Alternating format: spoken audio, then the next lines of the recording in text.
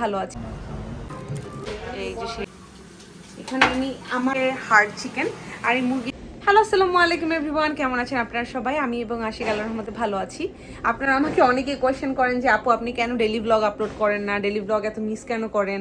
আসলে আপু দেখা যায় যে লাস্ট কাজের এত প্রেশার চলতেছে, আর কাজ না করে এভাবে লন্ডনের মতো জায়গায় একজনের ইনকাম দিয়ে চলাটা খুব বেশি ডিফিকাল্ট হয়ে যায় আনটিল আর আনলেস আপনার ফ্যামিলির অনেক ব্যাকআপ থাকে, আপনার যদি রেসপন্সিবিলিটিস থাকে বা সব কিছু মিলায় আপনাকে ডেফিনেটলি আপনাদের দুইজনকেই কাজ করতে হবে। আর যেহেতু একদমই আমরা সেন্ট্রালে থাকি, আমাদের জন্য এটা খুবই ডিফিকাল্ট হয়ে যায় একজনের ইনকাম দিয়ে মানে সার্ভাইভ করা, তারপরে কিছু একটু সেভ করা বা সব কিছু মিলায় আর কি।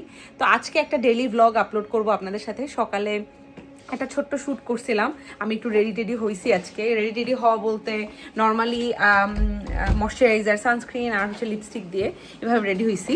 আর এখন আমি একটু রান্না বান্না করতেছি, তো আপনাদের সাথে ভাবলাম যে আজকের ডেইলি ব্লগটা খুব সুন্দর করে শেয়ার করি, সারাদিন কী কী করলাম সেটা নিয়ে আজকের ব্লগটা তৈরি করি। সো এখানে আজকে আমি বানাবো হচ্ছে হার্ড চিকেন। আর এই মুরগিটা কিনে এনে রাখছি, মানে এই ড্রাম স্টিকগুলো দেখা যায় যে আশিকে মাঝে মাঝে হালকা একটু কয়েকটা থাকে না, এই কি বলে এটাকে, নামও ভুলে যায় আপনাদের সাথে মাঝে মাঝে ভিডিও করতে গেলে।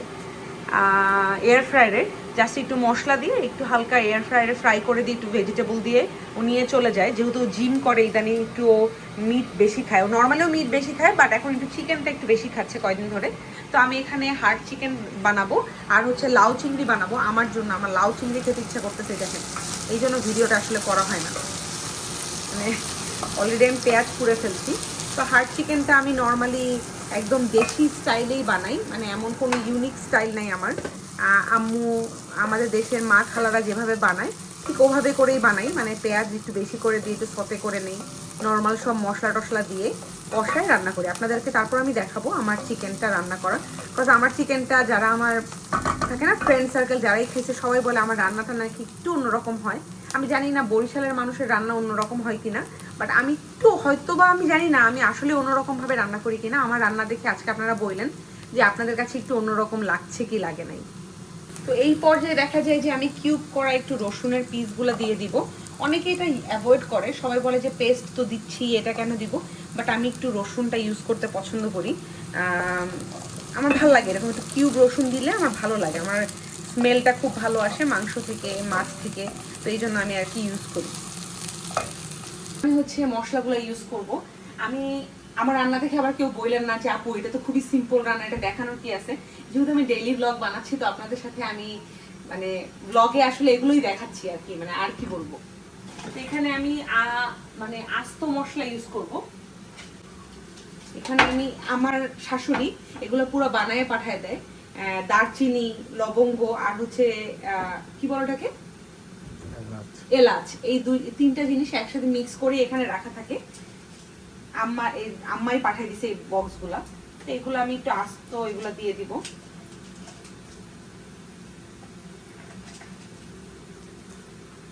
পরিমাণ মতো আপনারা বুঝে শুনে দিবেন আর কি।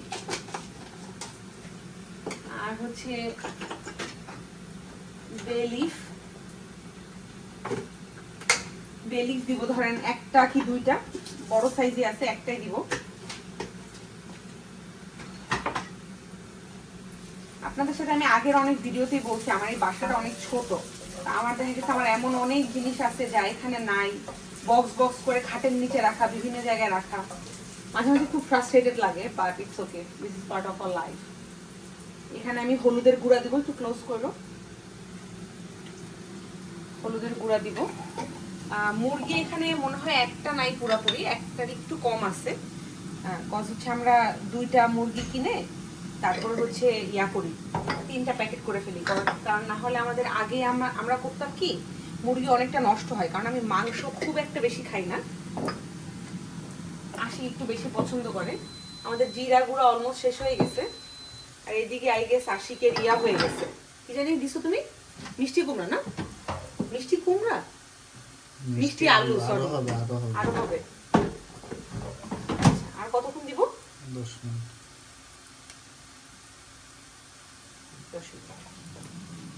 তো এখানে হলুদের গুঁড়া, মরিচের গুঁড়া, একটু হালকা ধনিয়া, জিরা আমি এখনো দেই নাই, জিরা একটু করতে হবে, জিরা শেষ হয়ে গেছে। তো এটা দিয়ে আদা রসুনের পেস্ট এটা দিয়ে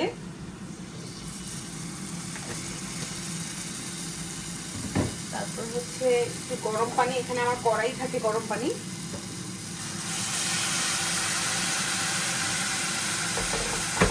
এটা দিয়ে মশলাটা আমি হচ্ছে কষাইতে দিব কিছুক্ষণের জন্য।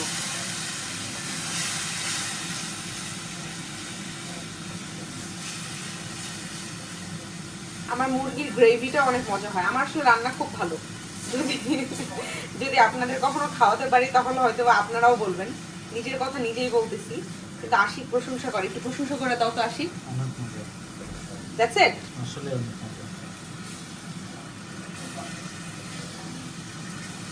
তো এই অবস্থায় একটু আমি ঢেকে রাখবো। ঢেকে রাখবো কতক্ষণ আসলে জানি না, মানে এটা আপনারা বুঝে শুনে ঢেকে রাখবেন। সে এখন বসে আছে, আমি একটু রান্না বান্না করবো। তো মাঝে মাঝে আপনারা প্রশ্ন করেন আশিক ভাই কি সারাদিন রান্না বান্না করে? ও অনেক রান্না করে, গতকালকে পায়ে ব্যথা পাইছে। যাই হোক, অনেক রান্না বান্না করে, কিন্তু আমরা দুজনে মিলেমিশে করি আর কি।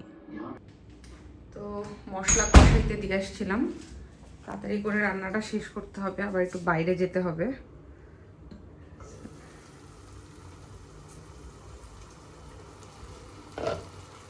মশলার কালারটাও খুব সুন্দর আসছে, ছবিতে একটু ইয়েলো লাগতেছে, বাট এটা বাস্তবে আর একটু রেড রেড লাগতেছে।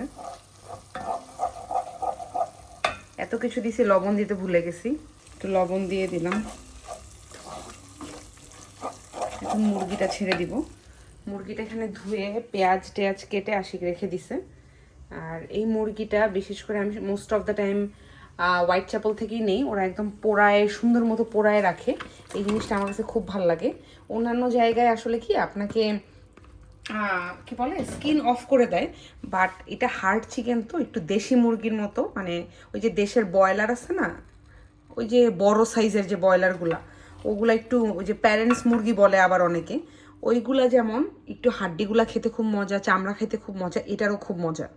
তো লাইটটা একটু অফ করে দিলাম, এখন হয়তো বা কালারটা একটু বোঝা যাইতেছে। এখন এই পর্যায়ে মশলা দিয়ে মাখানোর পরে আমি ঢেকে রাখবো। হার্ড চিকেন হইতে অনেক সময় লাগে, অনেক সময় লাগে। আমি বলবো যে আমি যখন চোখে দেখেন কি হয়েছে, ওই যে চোখে জানি কি হয় না, ওগুলো একটা হয়েছে আমার। আর যাই হোক, দোয়া করেন যাতে ঠিক হয়ে যায়। তো হার্ড চিকেনটা আমার বানাইতে আমার নর্মালি গরু মাংসের থেকেও বেশি সময় লাগে, কারণ এই মাংসগুলা হাড্ডিগুলা একটু নরম হইতে অনেক টাইম লাগে। অনেকে আবার আছে প্রেশার কুকারে বানাতে পারে, যেমন আশিক প্রেশার কুকারটা ইউজ করতে পারে, কিন্তু প্রেশার কুকারের ওই সিটি না আমার একটু সমস্যা হয়, মানে একটু প্রবলেম আছে আমার ওই সিটিটাতে, মানে আমি একটু নিতে পারি না এই সিটিটার আওয়াজ। এটা এমন না কোনো কাহিনী আছে, কারণ একবার আমার সাথে হয়েছিল কি, এই সিটিটা দিয়ে আমি ওই যে খুলতে গিয়ে সব কিছু মেস আপ করে ফেলছিলাম, আমার হাতটা পোড়ায় ফেলছি। তখন থেকে আমার একটা ফিয়ার কাজ করে, তাই আমি এটা ইউজ করি না। তো আশিকি মোস্টলি ইউজ করে, তাই আমি প্রেশার কুকার প্রেফার করি না আর কি। বাট প্রেশার কুকারে দিলে আমি জানি খুব তাড়াতাড়ি ইজিলি হয়ে যায়।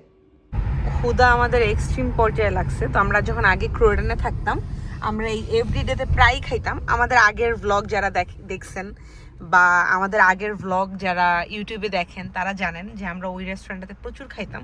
তো আমরা সেই সেন্ট্রাল থেকে এখন অলমোস্ট 1 আওয়ার কিছু সময়ের ড্রাইভ করে ওখানে যাচ্ছি ওই খাবারটা খাইতে। রাইস আর চিকেনের একটা বাঙালি 2 ভাইয়েরই রেস্টুরেন্ট ওইটা। তো ওখানে আমরা খেতে যাচ্ছি। আর হচ্ছে কি জানি বলবো, বাসায় লাউ চিংড়ি আর মুরগি অলমোস্ট 70% কুক করে রেখে আসছি, বাকিটুকু রাতে যে করবো ইনশাল্লাহ। ইউকেতে আসার পরে যেহেতু ক্রোডেনই ছিল আমার প্রথম থাকার একটা মানে ঠিকানা, তো ক্রোডেনের প্রতি আমার একটা অন্যরকম সফট কর্নার আছে। ক্রোডেন টাউন সেন্টার বা ক্রোডেনের এই এরিয়াগুলো, কারণ এই জায়গাটাতে থাকার আর একটা রিজনও ছিল হচ্ছে আমি যেহেতু ইউসিএতে পড়তাম, university for the creative arts, ওখান থেকে এখানে খুব ইজি একটা বাসের মাধ্যমেই যাওয়া যেত। ওরকম মানে ট্রেন নিলে তো অবশ্যই ফাস্টার, বাট তখন যেহেতু একটু টাকা পয়সার একটু সমস্যা ছিল, তো দেখা গেছে বাসটাই ওভাবে ইউজ করা হইতো। তো এই জায়গাগুলো এত পরিচিত, মানে অলওয়েজ যাওয়া হইতো, মানে অন্যরকম লাগে দেখলেই, মানে আসলেই মনে হয় যেন ওই আগের স্মৃতিগুলো মনে পড়ে যায়। এই যে এখনো কি সুন্দর সানলাইট আছে না, আর জাস্ট একটা মাসের মধ্যে এই সানলাইট আর থাকবে না। মানে এই টাইমটাতে ঘুটঘুটে অন্ধকার থাকবে, আরও অনেক আগে থেকে অন্ধকার শুরু হয়ে যাবে। মানে এত ফ্রাস্ট্রেটিং একটা টাইম আসতে যাইতেছে, 2 to 3 months এটা থাকবে। এই যে সেই রাইস আর চিকেন খাইতে চলে আসলাম আমরা। খুবই সিম্পল, এটা খুবই সিম্পল বাট খুবই ইয়ামি, খুবই ইয়ামি। এরপরে ম্যান্ডেটরি যে প্লেসটাতে আসে সেটা হচ্ছে চায়ওয়ালা। চায়ওয়ালায় চলে আসলাম আমরা, সাথে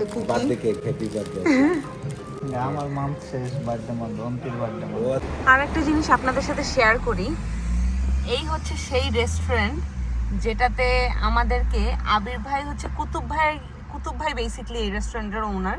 সেই কুতুব ভাই আমাদেরকে প্রথম লন্ডনে আসার পরে আমরা দাওয়াত খাই তার এই রেস্টুরেন্টে। ভাত খাওয়াইছিল না? হ্যাঁ, ভাত অনেক কিছু রান্না করছিল আমাদের জন্য। অমৃত, এটা আমাদের একদম ফার্স্ট ছিল। অনেকদিন পরে মনে হয় না, ওই উইকেই। এরপরে তো আমরা রান্না বান্না করতে পারিনি। 17 দিন পরে আমরা বেতন টেতন পাইছি, পায়া হচ্ছে রেস্টুরেন্টে হোয়াইট চ্যাপেলে গিয়ে আমরা খাইছি। মানে এটা একটা ইমোশনের জায়গা, বুঝছেন। ভাবছিলাম হয়তো এটাই লাস্ট খাওয়া, চাটাই, কিন্তু পরে আমরা চিন্তা করে দেখলাম যে না, আমরা আবার পিৎজা খাবো, তাই আমরা পিৎজা খেতে চলে এসেছি। খাওন আর খাওন জীবনে, অনেক বেশি বাজে খাবার খেয়ে ফেলছে, জন্য কোক জিরো খেয়ে ডায়েট করতে হবে। হ্যাঁ, আমরা অনেক আনহেলদি ফুড খেয়ে ফেলছি, এই জন্য এখন আমরা ডায়েট কোক খাবো। শুরু করেন ভাইয়া। কালকে একদম আমার সকালে কাজ, বাসায় আসলাম মাত্র, আর এখানে লাউ আর চিংড়ি হচ্ছে, একটু হালকা জিরার ফাঁকি দিয়ে দিছি অল্প একটু। আর এখানে মুরগিটাতে বলছিলাম যে 70% কুক করে গেছি, পানি দিয়ে দিছি।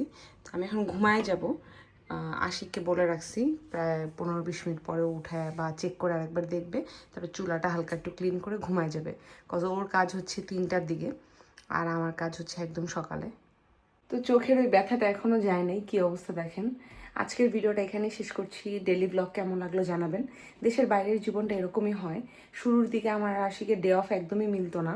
মাঝখানে আমি 2 মান্থসের মতো বাসায় ছিলাম, তখন দেখা গেছে ডে অফ নিয়ে এরকম প্রবলেম হইতো না। এখন আবার ডে অফ নিয়ে প্রবলেম শুরু হয়েছে, but it's okay, this is part of all life. দেশের বাইরে এটা খুবই নর্মাল একটা কনফ্লিক্ট, যেটা আপনাকে ফেস করতেই হবে।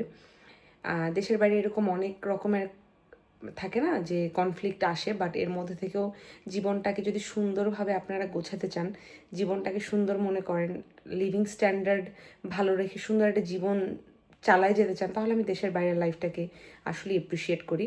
ওয়ার্ক লাইফ, তারপর হচ্ছে পার্সোনাল লাইফ, তারপরে লাইফস্টাইল, সব কিছু একটা ব্যালেন্স আছে, এই জন্য আমার কাছে ভালো লাগে। আমি খুব টায়ার্ড, হয়তো বা আমার ভয়েস শুনে আপনারা বুঝতে পারতেছেন। জাস্ট মুখটা আমি একটু ফেস ওয়াশ দিয়ে ধুইছি, আর মুখে হচ্ছে নর্মালি আমি যেই কী বলে সেরাভির ময়শ্চারাইজার ইউজ করি, ওটা ইউজ করছি। আর চোখের এই প্রবলেমটা জানি না কবে ঠিক হবে, এত ব্যথা। That's it. লিপ জেলও দেয়নি, লিপ জেল সকালে উঠে দিয়ে কাজে চলে যাব, একটু সানস্ক্রিন লাগায়। আজকের ভিডিওটা এখানেই শেষ করছি। অনেক একটু মেসি ব্লগ লাগতে পারে, আপনারা আমাকে জানাবেন আপনারা এরকম ডেইলি ব্লগ দেখতে চান কি না। আসলে এরকম টাইপের ব্লগ দেখলে আপনারা বুঝতে পারবেন যে দেশের বাইরের জীবনটা আসলে দুইজনের জন্য কেমন হয়। এখন আমাদের লাইফটা যতটা না স্মুথ, আজ থেকে 4.5 বছর আগে এতটাও স্মুথ ছিল না। আলহামদুলিল্লাহ এখনও আমি বলবো না যে সব কিছু ঠিকঠাক, সব কিছু ব্যালেন্সড, কিছু কিছু সময় ফ্রাস্ট্রেটেড লাগে, বাট সব কিছু মিলে আলহামদুলিল্লাহ ভালো আছি। আজকের ব্লগটা না বাড়িয়ে এখানে শেষ করছি। টিল দেন, আল্লাহ হাফেজ।